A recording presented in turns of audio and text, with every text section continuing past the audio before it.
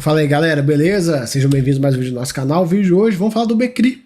Fundo aí de papel, um middle riskzão. Esse fundo que ficou aí quase que no olho do furacão de um monte de problema, um monte de CRI começou a dar problema junto e tal, aquele auê. E aí é engraçado, né? Nessas horas que a água começa a bater na bunda e tudo, a gente começa a ver quem tá nadando pelado. Que começa a aparecer, ó, tipo, esse movimento, ó, live com gestor. Não tinha isso. Aí agora que a situação tá fedendo, aí começa a fazer live, começa a querer aparecer, explicar, não sei o quê. Então, assim, não que seja ruim isso, é bom. E nós, como cotistas, né, no caso eu não sou cotista, mas para quem é cotista, tem mais é que ir na live, assistir a live e cobrar. Porque o tanto que problema que deu nesse fundo aí, assim, não tá no gibi. Então, sempre bom, vai, assiste a live. Eu ainda não consegui, galera, não consegui assistir nenhuma live desse fundo. Infelizmente, não, eles não botam no YouTube, né? Eles criam eventos aqui dentro do próprio banco, né? Da plataforma do banco.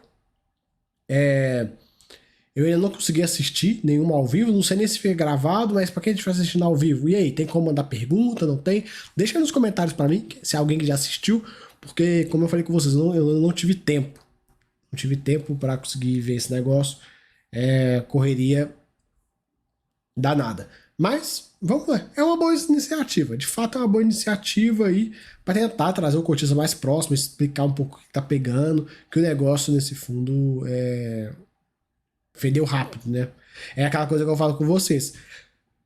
Não subestime os problemas. Muita gente fica, não, isso aqui é só 2% do fundo, 3% do fundo, não sei o que, 4% do fundo. Foi juntando, foi juntando, foi juntando, virou quase 20%. Então, e a cota foi embora, né? A cota refletiu isso.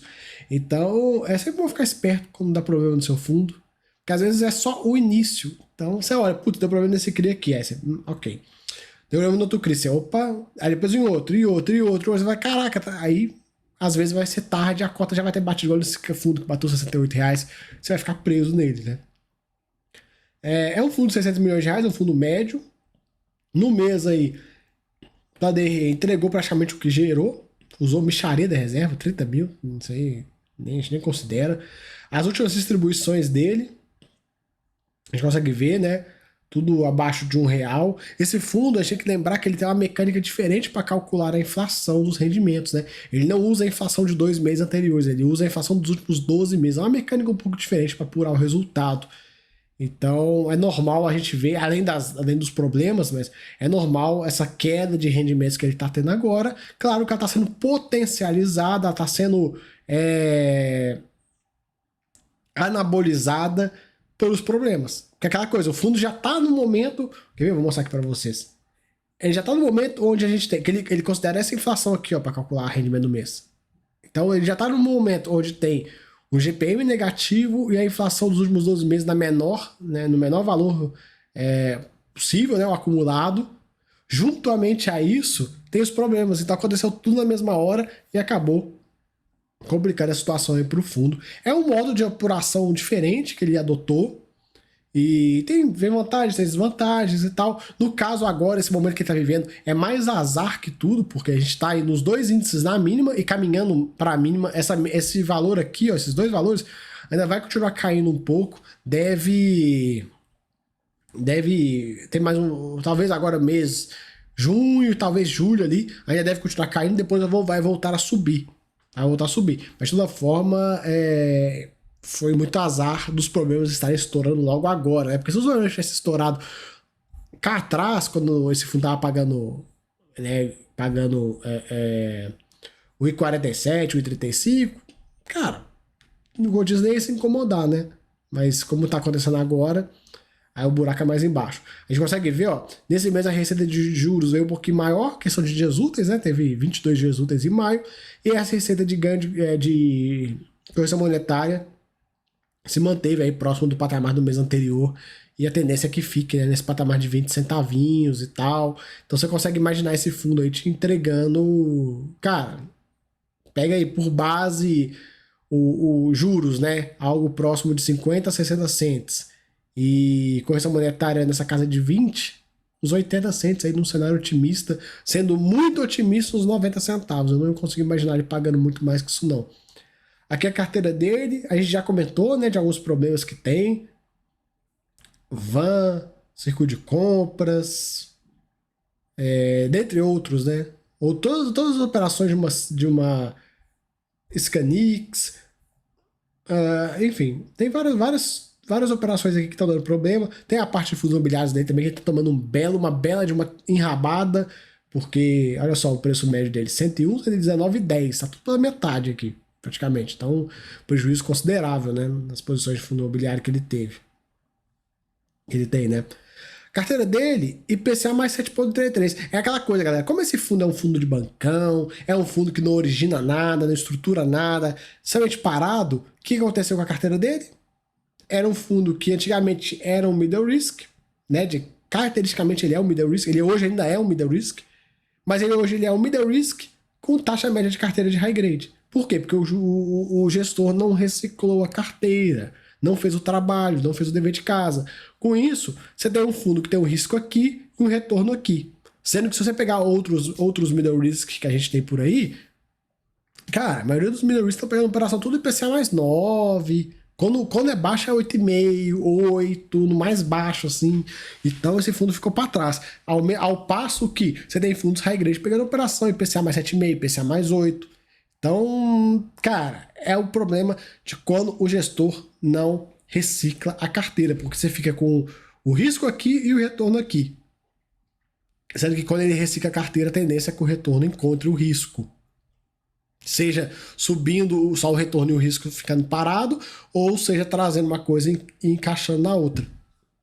É aquela coisa, galera. Produto de bancão, na sua grande maioria, tem dessas coisas. E nesse aqui ainda tá cheio dos problemas, cheio dos calotes aí aparecendo, o que dificulta essa questão da reciclagem. Porque o gestor ele pode reciclar vendendo papel e comprando novos papéis? Sim. Mas ele pode reciclar de uma maneira um pouco... que é o que todo mundo faz, a reciclagem mais fácil é fazer emissões e ir adicionando operações equilibradas. Aí você pega, o fundo está com um risco-retorno desbalanceado, conforme você vai colocando novas operações com o mesmo risco, mas com taxa mais alta, você vai puxando isso aqui. Claro que é mais devagar, mas você vai puxando o retorno para encaixar com o risco. E nesse fundo ele não fez nenhum nem outro. E aí abriu o descompasso aqui, abriu a boca do jacaré. E aí o mercado acaba que vai punir mesmo, né? Vocês vão ver se começa a operar com deságio e tal. Porque o que o mercado faz? O mercado vê esse descompasso entre risco e retorno. O que ele faz? Ele trata de corrigir. Então ele vai lá na cotação e fala, cotação, o que você está pagando hoje não está condizente com o risco. Então ele vai, joga a cotação para baixo, que aí, por consequência, vai aumentar o retorno do fundo. Então, são 3 maneiras do risco e retorno de um fundo ficar ajustado. Primeiro, reciclagem dos papéis.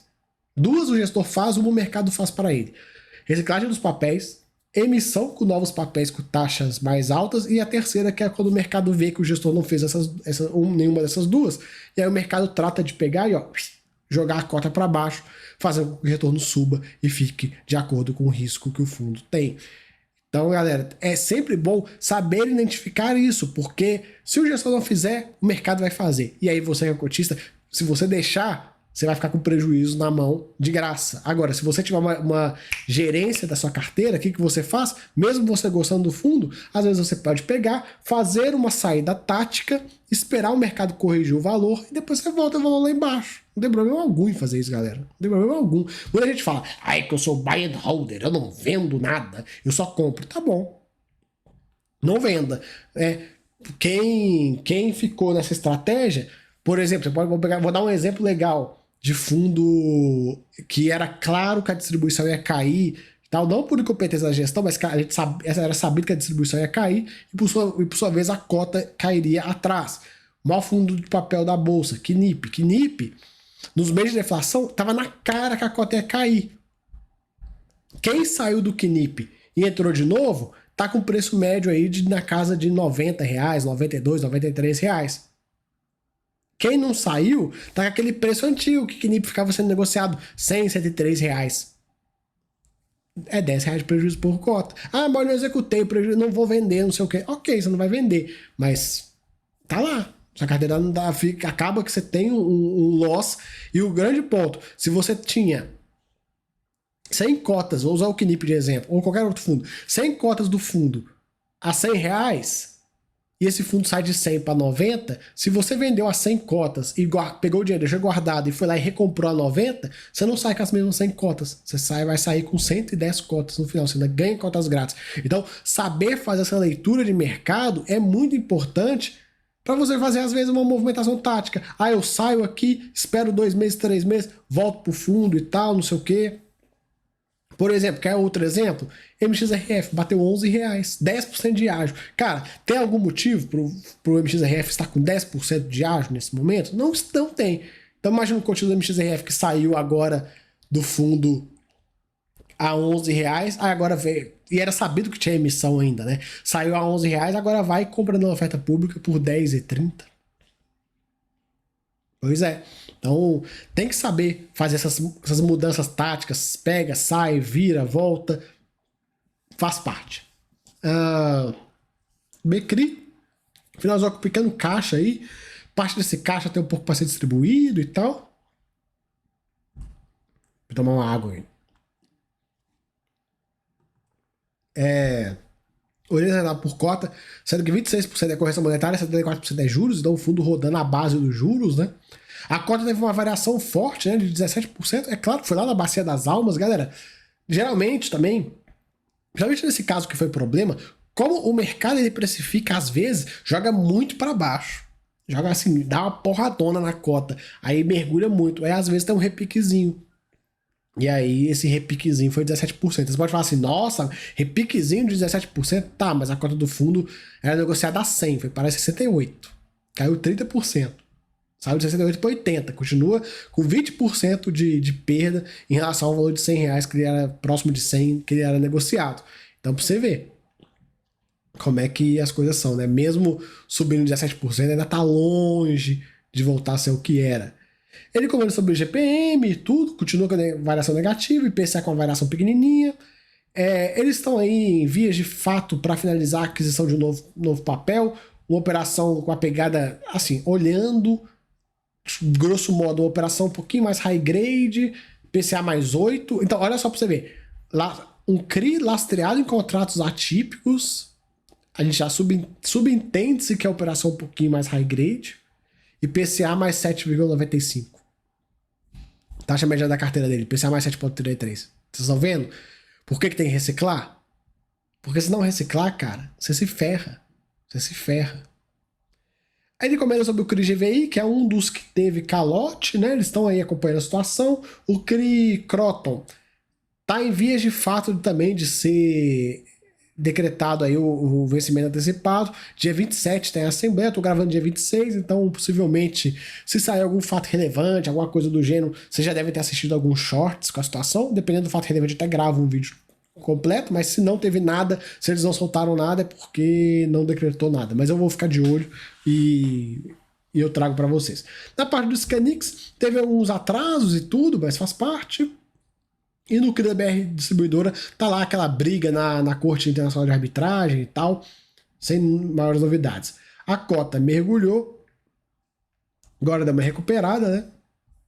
E as operações dele tá aí, a gente vê as mais variadas operações, ao mesmo tempo que tem operações muito boas, tem operações muito ruins, e a gente vai acompanhando, cara. Vamos ver o que o Becri vai aprontar, como é que vai ser, como é que esses calotes todos que ele tomou, como é que isso vai impactar no patrimonial do fundo, como é que ele vai reconhecer, se vai reconhecer perdas, se não vai, se executar essas garantias, como é que vai ser essa execução de garantias, o que ele vai fazer com essas garantias, tudo isso, o valor dessas garantias, porque aquela coisa, não adianta você falar assim, eu tenho um CRI do controle, né? Ó, o lastro é o contrato do controle aqui, caso der calote eu te dou o controle, aí eu falo para você que o controle aqui vale